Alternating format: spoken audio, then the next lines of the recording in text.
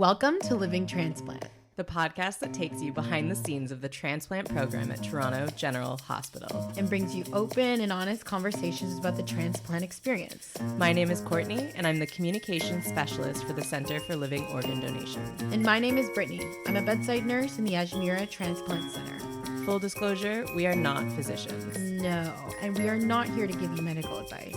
Think of us like your guides through the world of transplant as we know it. Whether transplant is your past, present, or future, your passion, or your curiosity, Living Transplant will show you the world of transplant like you've never seen it before. Welcome back to Living Transplant. Today we're joined by Toby and Bernadine Boulet. They are the parents of Logan Boulet, whose decision to be an organ donor inspired thousands of Canadians after his death on April 6, 2018. What followed was a drastic increase in organ donor registration, which came to be known as the Logan Boulet Effect. So thanks so much to both of you for joining us today. It's really nice to see you both again. Thank you for having us. Thanks for having us. We're excited to be here today. So typically we start our interviews by asking our guests, what is your connection to transplant? But we kind of covered that already. Your connection to transplant is Logan. So maybe we can start by just asking, when did you hear that Logan wanted to become an organ donor? Well, in the June 27th of 2017, Logan's trainer, Rick Suggett, passed away from a cerebral hemorrhage. And that was very sad for us. And so in August, Logan and I, we always sit in our back deck, have a hot tub, sit in the back deck, whatever.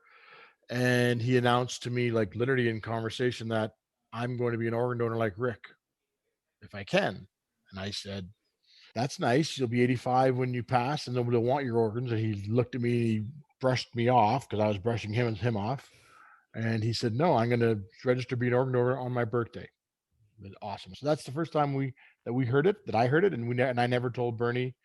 Wasn't being a very good dad at that time. I was just like, okay, that's nice. I don't want to talk about it. So let's just move on. And we moved on. But he told me then. So the summer of 2017. Courtney knows a little bit more about your story and more about Logan. So I'm interested to know, what kind of person was Logan and what was he passionate about?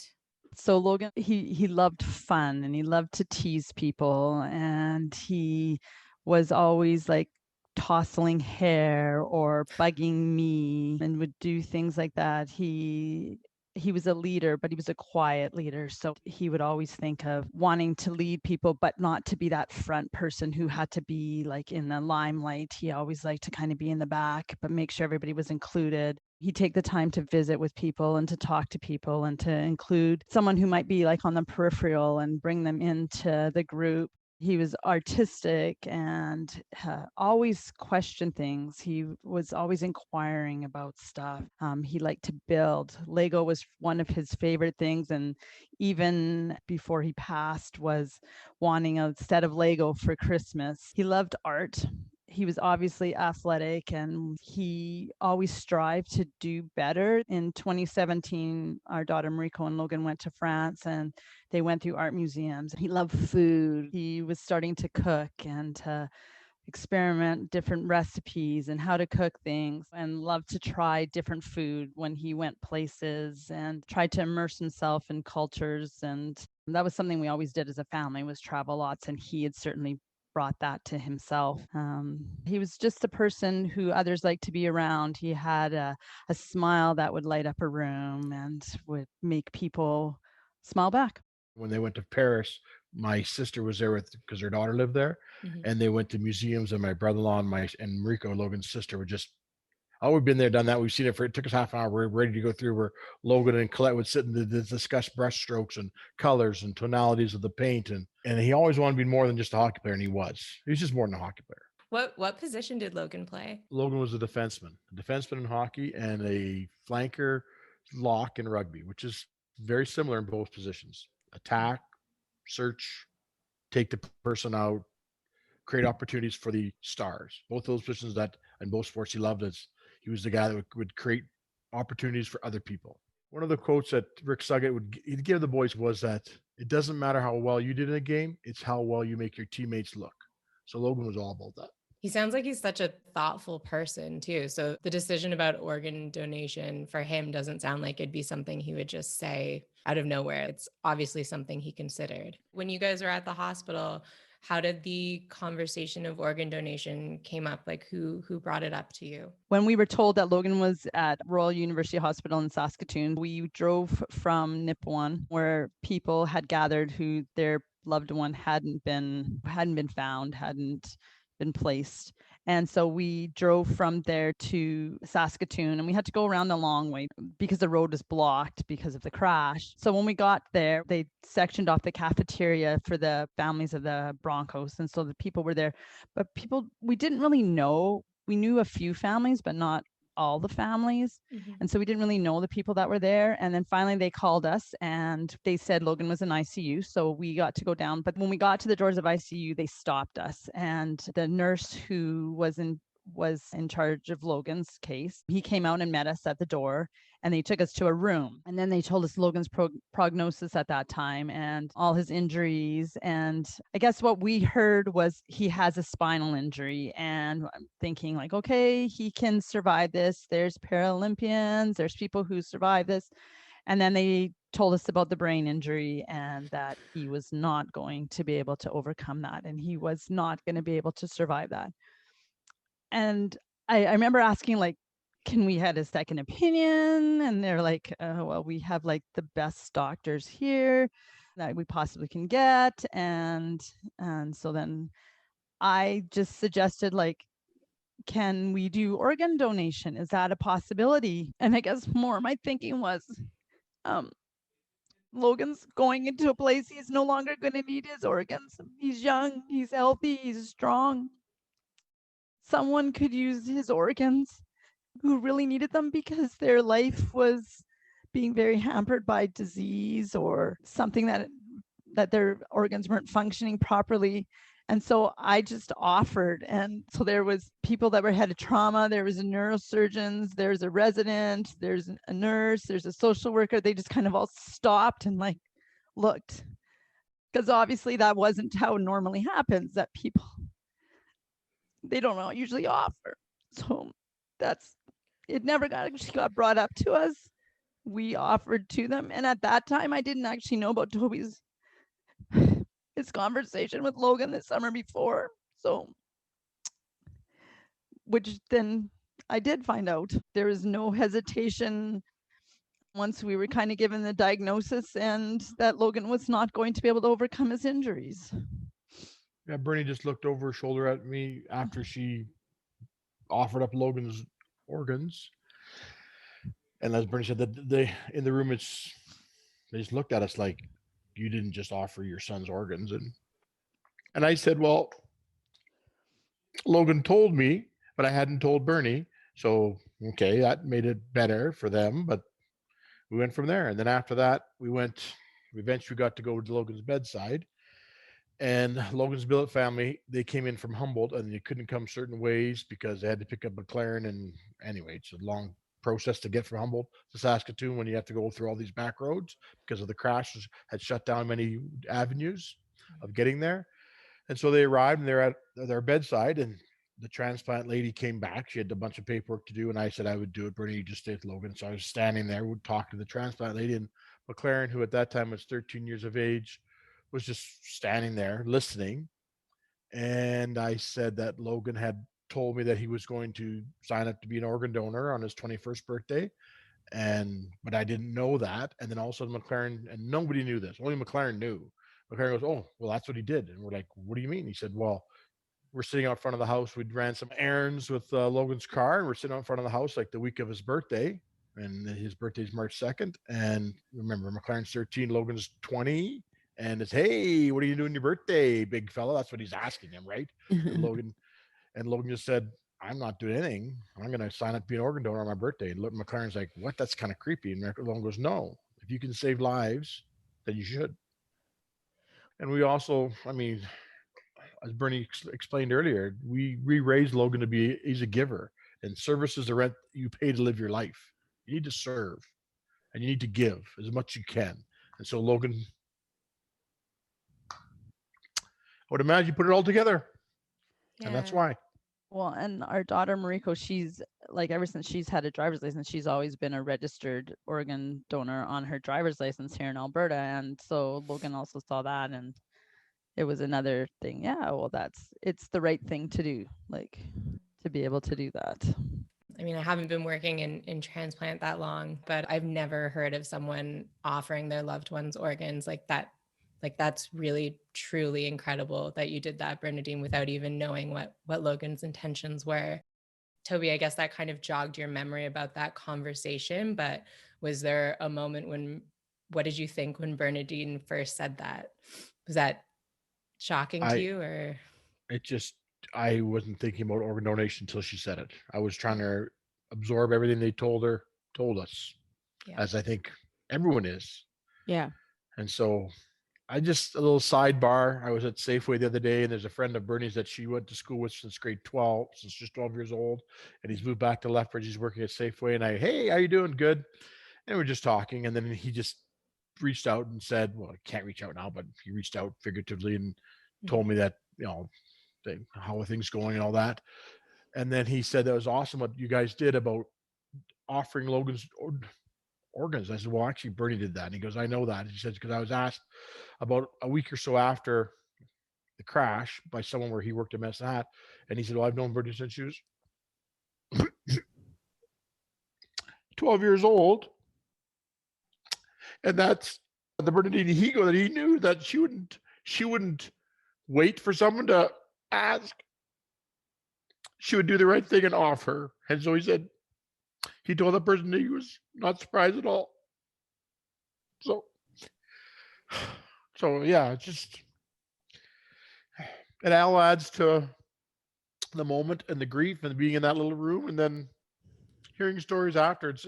It's the stories we live our lives by stories, Bernie and I and our family, and it's the stories that we hear after and how it's communicated. And we've always tried to make sure our story is as good as it can be and clean. And that just reinforced me that the girl I married and love is a good person. That's not even Valentine's Day. I think it's also amazing that you were able to let Bernie have the time with Logan at the bedside while you filled out all the forms. I think that's also pretty beautiful of you to be able to give that time to Bernie. Thank you. I think that's something that families, it's kind of a gift that you get to spend that extra time with your loved one, that people might not really think about that. But if your loved one is not going to be able to survive injuries that they've had because of a vehicle crash or a ski crash, whatever it happens to be, you get a little bit of extra time with your loved one that you wouldn't get normally. I really can't imagine sitting there waiting for your person to like shutting off machines and having to sit there. We got to be with Logan. He was warm, his heart was beating. I got to put my head on his chest, got to hold his hand. Yes, he was breathing with the machine, but we got to spend that time with him. We got to walk down the hall and have them take him into the OR and say goodbye. So I think that was a gift too, is to be able to spend that time with him. And I don't know, I think we just got a gift because we got to spend 27 hours extra with him that we wouldn't have got to spend otherwise. So that was, I think that was a gift that people probably don't even see. I mean, it's secondary, but yeah. Were there your other family members, were they able to join as well? Grandparents? Our daughter Mariko, Bernie's cousin, drove her she was in Edmonton taking her master's in occupational therapy. So Bernie contacted cousin Kelly and he picked her up and they drove from Edmonton, which is about a 6.5 hour ride. And then Bernie's mom and dad came with Bernie's brother. I told my family not to come. My mom and dad at that time were 87 and 90 years old, and that they needed to stay in Olds, and that my sister in Red Deer, and then we just I communicated them just stay. Like, we don't need all these people coming because Logan's passing. And by the time you get there, he will have passed. And so, and as Bernie said, then we had our time. You'd spend time with Logan and you'd do things, and the nurses were amazing. They would come in and they'd wash, and they'd always ask to say, oh, we're just going to move you, Logan, a little bit here. Oh, look out, we're going to put this on. This might pinch a little bit, or we're going to do this. And they're talking to Logan as if he was alive, and he was alive, but I don't know how to explain it. Mm-hmm. But what they did was amazing for what we were working with. And not everybody knows this, but he had no other than a small cut and blood out of his nose, but I cleaned them all up. I wiped all the blood out of his nose, his ears. He had nothing. He had a cut in his toe, a bruise in his shoulder, and a small cut here. And other than that, everything was perfect condition. Just like he was asleep. So yeah.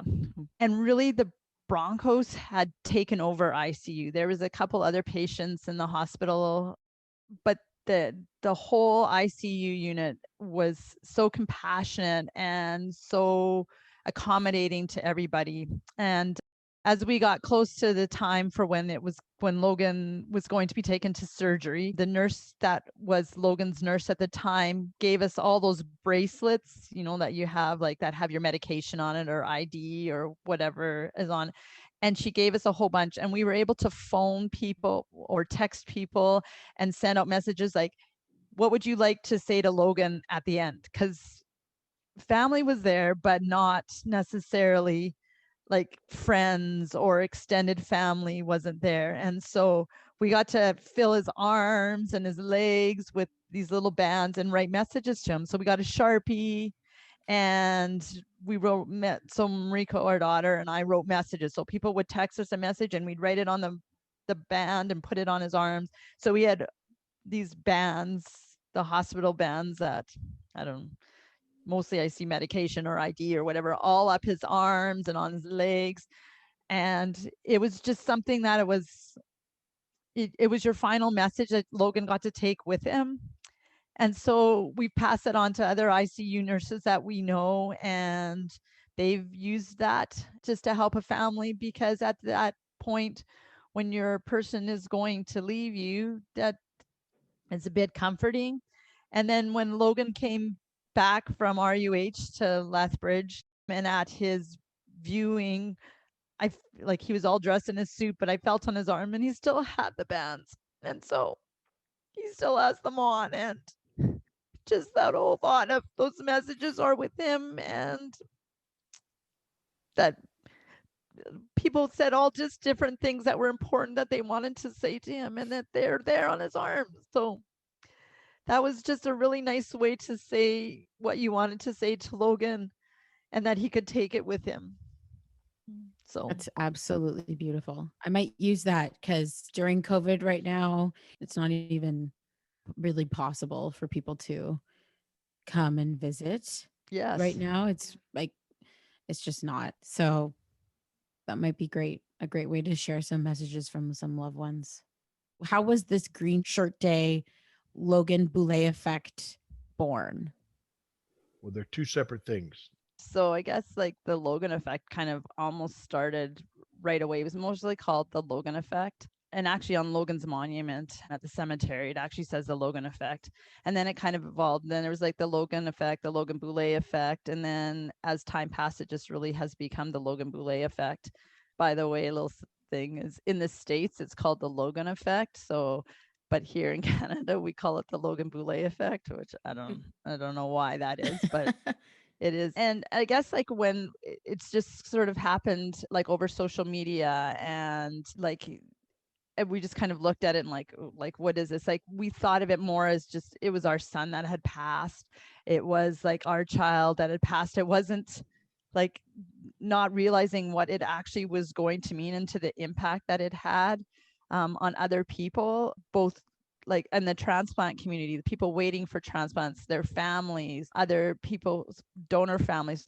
The Logan Effect, or the Logan Boulet Effect, just kind of evolved, and it was something that other people could latch onto, or to kind of give them a little bit of comfort, and to know what effect that organ donation had, not only on recipients but on donors as well. And it just kind of evolved. I'm not sure where it actually started, but it just kind of blew up into the fact that actually when the Humboldt Broncos had the home opener, the Logan Boulet Effect, hashtag Logan Boulet Effect was actually trending, and it was like top of the list almost, because TSN had done a really cool little video for Logan. So that it was, the impact of that phrase is been way more than we would have ever thought.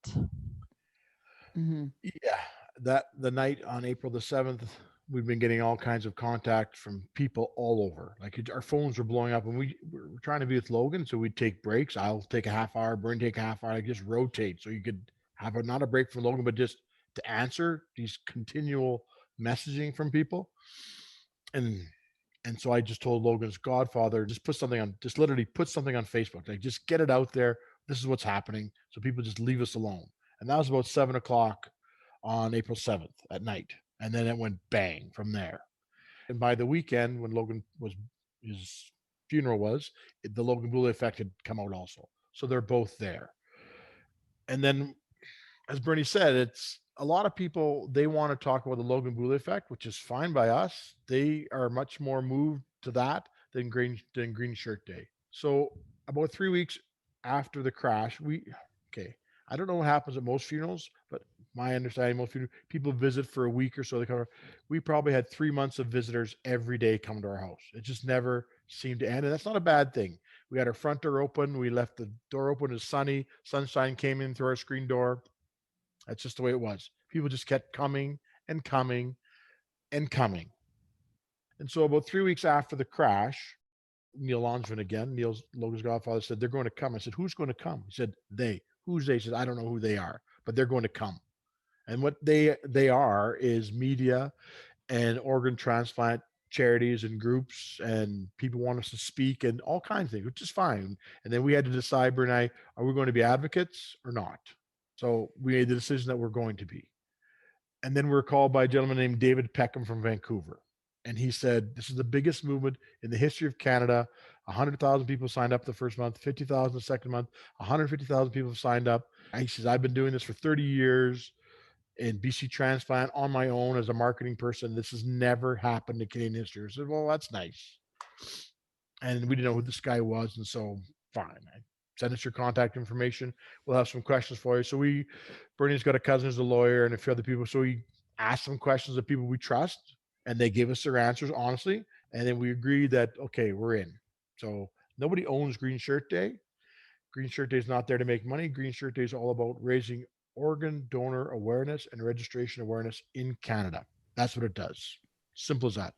I also like the Logan Boulet Effect just as much, if not maybe more. I mean, the decision to become advocates and become kind of the face of organ donor families in Canada, based on this conversation and just talking about Logan and how he was raised, it seems a little out of character for you guys to be so out there. Did that big shift from being school teachers to touring across Canada, what was that transition like? And did it help with all coping with the changes that were going on in everyday life since Logan's passing? Well, we had a couple choices. We could have chosen to just take our story and to hold our story in for ourselves and to not do anything with it. We could have shut the blind, shut the door, and just said, no, this is our personal grief. This is our story.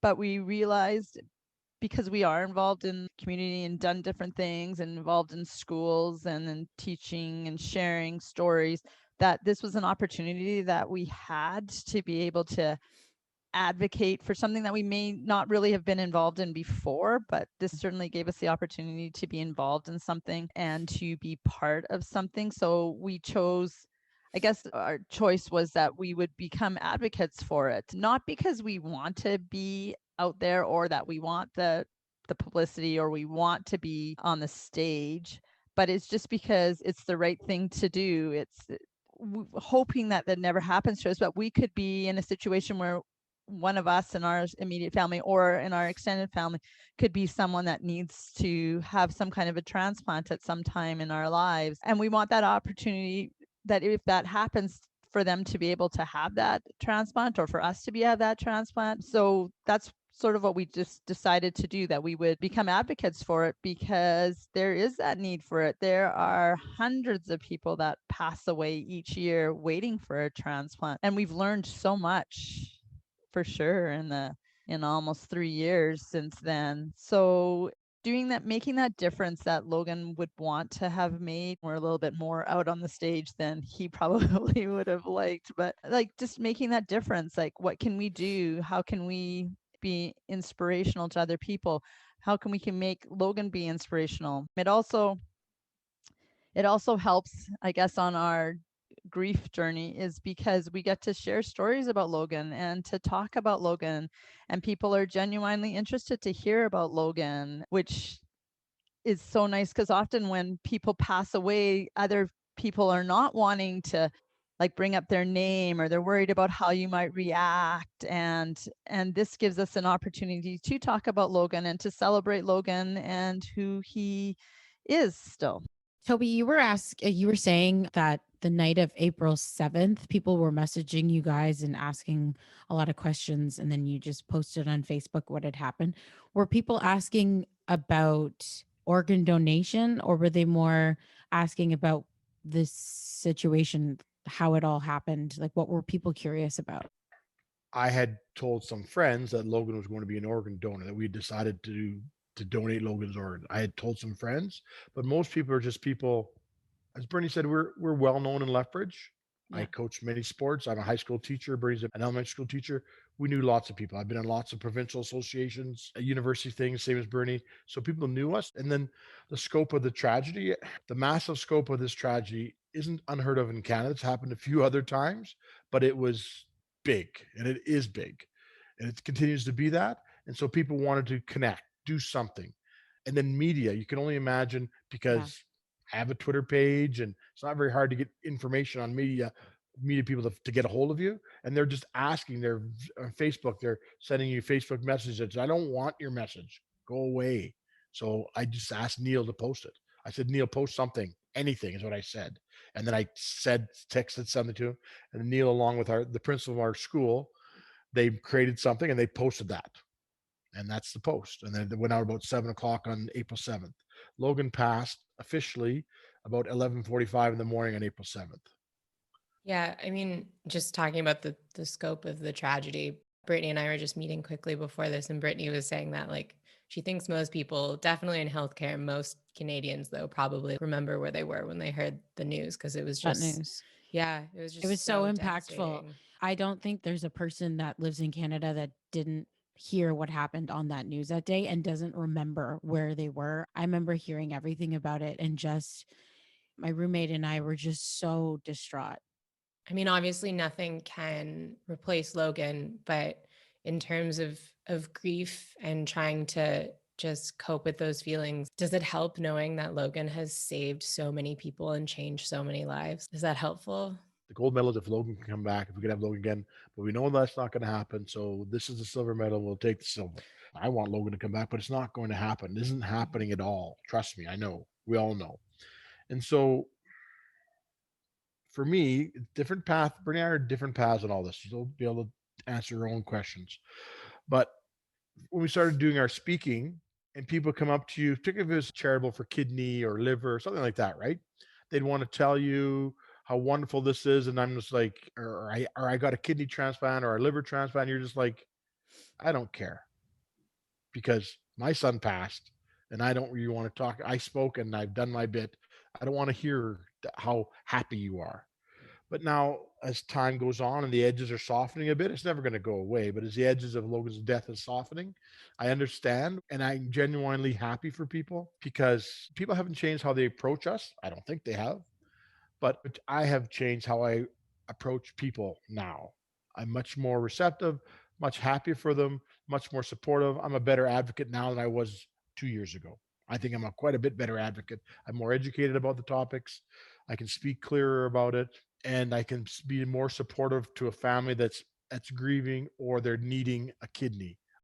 Yeah, I think that it makes a difference, like where we're at now. Even just the whole organ transplant community, we have a better understanding of what that's like and how it differs across our nation. Like we really had no idea how different it was, like from Alberta to BC to Ontario to Quebec and now the Maritimes and Nova Scotia, how it's also very different. And even the whole process of organ transplantation, the fact that kidney and livers can be live transplants. And I think Toby's very right about, at first it was like, people would come up to us and talk to us from the transplant community, and they would just, just thank you for advocating for this. And you're like, yeah. Okay. But now we just see it differently, and you see the value of an organ transplant and how it has changed people's lives. There's people who've lived with transplants for years and decades, and it's allowed them to get married and have children and to have grandchildren and to witness all kinds of things that we know that Logan will never get to have, and we won't get to see that in Logan's life. But to know that it has made a difference, that maybe those people received their transplant because someone became an organ donor because of Logan's story. So Yeah, that's helpful. huge. That's huge. Yes, a lot of people have become organ donors because That's of Logan's huge. story. Mm-hmm. And I keep track of this. There's been 7 different families that have contacted us that their loved one signed up to be an organ donor because of Logan and have since passed. So when you talk about the ripple effect of the pebble in the pond, that Rick Suggett tossed the pebble in the pond, inspired Logan, and the ripples create waves, Logan created the wave, and then the tsunami. Well, there's 7 families that were grieving as hard as we are today, more than likely still, and I'm sure they are, whose their family members signed up to be registered organ donors because of Logan, literally because of the Logan Boulet effect, and they've gone on. So if it saves 6 lives or 7 lives, you can multiply that by 7, and that's what we know about. So to me, that's incredibly inspiring. You know what? Wearing green shirts on Green Shirt Day, or sending us messages or cards. We still get comments, direct messages on Twitter, but it used to be almost every day. Like for almost a year, it's like every day you could count back. People would contact Bernie or I and say, "This is what we are doing," and we try really, really hard to make sure that we share everything we can. We just we try to share the wealth as much as possible. As much as possible. It's not about Bernie and I, it's not about our daughter Mariko, and it's not about Logan. It's about people who need an organ, and for people to do the right thing, serve as best you can, and get involved. That's what we're about. And have the conversations with their loved ones, because it seems as though that conversation was the pinpoint for how it all started. Because I think I've mentioned this in another episode. I don't think people really truly understand the importance of having that conversation is just as important, if not more important, than signing your donor card, is talking to your loved ones about your wishes for when and if that day does come, they need to make a informed decision about what you wanted. I think that that's really, really huge, like for people to have that conversation. So we really want them to be inspired and to register and to have that conversation. And even if you're just having a conversation and not registering, but that conversation makes it a little bit easier to make that decision at a time when you're panicked, you're stressed, and you don't want to have to think about that. But if you know that person who is passing has made that wish and has told you that, then it just sort of makes that time just a little bit easier, I think, to get through. Also, if you have the conversation, statistics talk about the fact that for every conversation you have, it just kind of ripples. And so more people will register or think about registering because they've heard of it. By having that conversation and having that conversation more often, that it doesn't seem to be so taboo, or it's not as topic you don't want to talk about. Because yes, liver or kidney transplant doesn't mean you're going to pass away, but other lung transplants, heart transplants, that means that person is passing away, and people don't want to have that conversation. I think it's funny with Nova Scotia and the controversial opt-out organ donation legislation. Presumed consent. Sorry.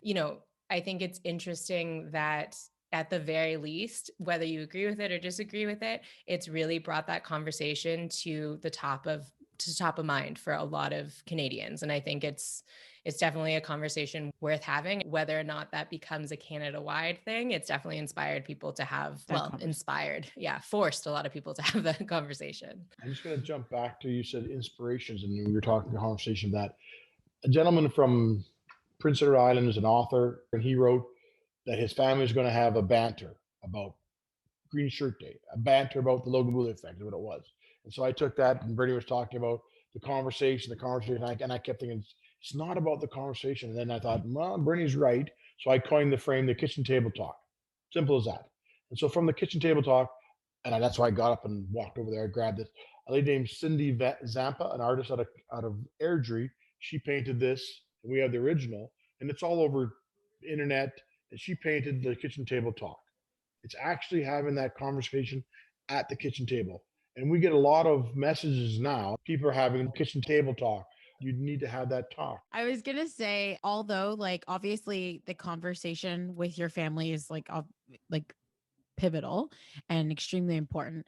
I would even say that the frequency of the conversation is just as important, because I've had this conversation with my parents maybe 6 years ago, because my transplant orientation, they told us all this. And that was the first time I had ever heard about donating your organs and signing your organ card and having the conversation. So I went home that day, told my parents. She probably doesn't remember that. So I'm going to need to have this conversation again with my family. I'm feeling very inspired. I'm going to have to go home like this weekend and be like, listen, I know I've told you this before, but I'm going to need to tell you again. I want to donate my organs. Oh, well, actually, it's recorded. So they can't argue now. Just remind her that you host this podcast, and I'm sure that'll do it. Yeah. What can our listeners do to get people involved in this Green Shirt Day and all the Green Shirt Days to come? It's hard this year because we don't really know where we're going to be at with COVID. So last year we had things planned, and then COVID hit and things shut down. So we had to really just become social media campaign. But this year there are things that are still open. So if people work in a store or a business or even a school, if they can just get the word out, get people to wear green shirts, to talk about having that conversation. You may not be able to get something big organized, but even just having a green shirt, or if you do have Green Shirt Day shirts, to wear them, people might ask you a question about it, and then that starts that conversation to be able to have that and make people think about, oh yeah, okay, like I hadn't thought about that, or to go home and have the conversation like Brittany's talking about, having a conversation with her family. So having people do that is really important. I would just suggest for people to be able to post pictures of them in green shirts on social media, on Instagram, Twitter, Facebook, TikTok, do a dance. I don't know, anything that they would like to do.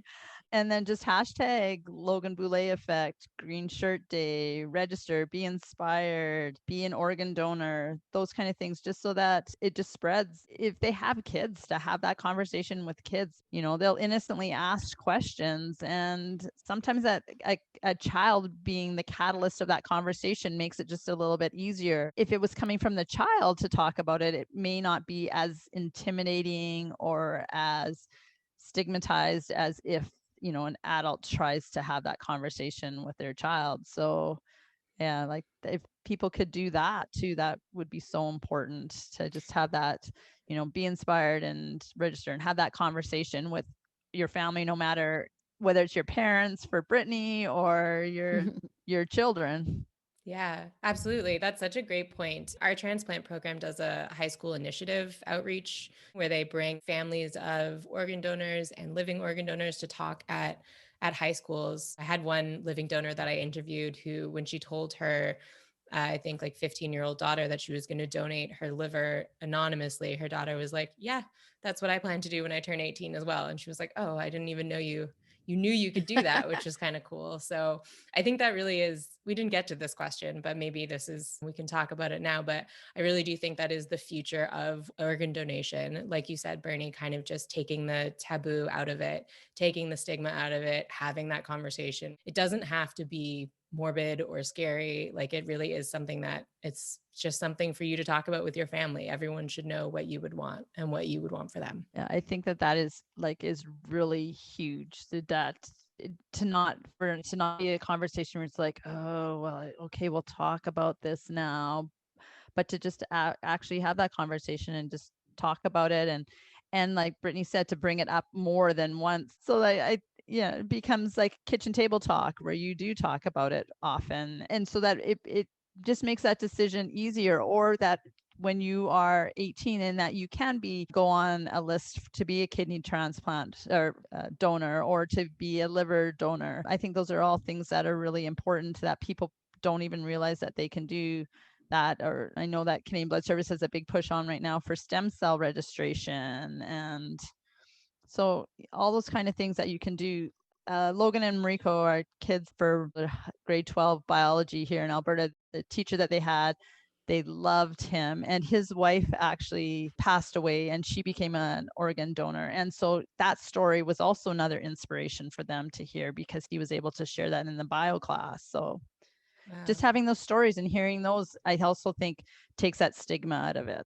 Absolutely. I think storytelling is really, really important. And I feel so lucky that I get to hear people's stories and share them, because it inspires a lot of incredible conversations that turn into literally life-saving actions.